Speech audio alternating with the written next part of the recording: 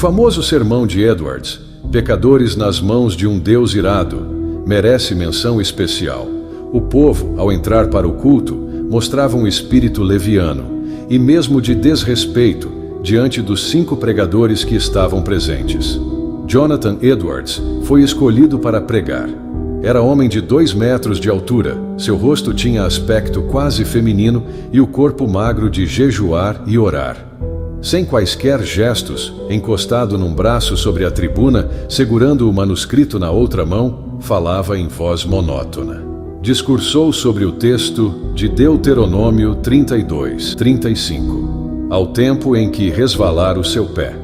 Depois de explicar a passagem, acrescentou que nada evitava, por um momento, que os pecadores caíssem no inferno, a não ser a própria vontade de Deus, que Deus estava mais encolerizado com alguns dos ouvintes do que com muitas pessoas que já estavam no inferno, que o pecado era como um fogo encerrado dentro do pecador e pronto, com a permissão de Deus, a transformar-se em fornalhas de fogo e enxofre, e que somente a vontade do Deus indignado os guardava da morte instantânea. Prosseguiu então, aplicando o texto ao auditório. Aí está o inferno com a boca aberta. Não existe coisa alguma sobre a qual vós vos possais firmar e segurar. Entre vós e o inferno existe apenas a atmosfera. Há, atualmente, nuvens negras da ira de Deus pairando sobre vossas cabeças, predizendo tempestades espantosas, com grandes trovões.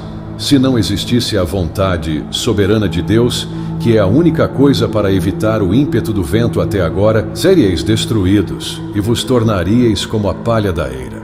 O Deus que vos segura na mão sobre o abismo do inferno, mais ou menos como o homem segura uma aranha ou outro inseto nojento sobre o fogo, durante um momento, para deixá-lo cair depois, está sendo provocado em extremo. Não há que admirar se alguns de vós, com saúde e calmamente sentados aí nos bancos, passarem para lá antes de amanhã. O resultado do sermão foi como se Deus arrancasse um véu dos olhos da multidão para contemplar a realidade e o horror da posição em que estavam.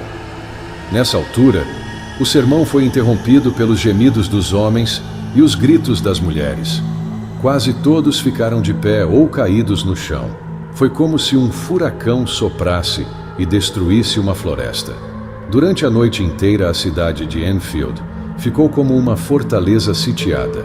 Ouvia-se, em quase todas as casas, o clamor das almas que até aquela hora confiavam na sua própria justiça. Esperavam que, a qualquer momento, o Cristo descesse dos céus com os anjos e apóstolos ao lado e que os túmulos entregassem os mortos que neles havia.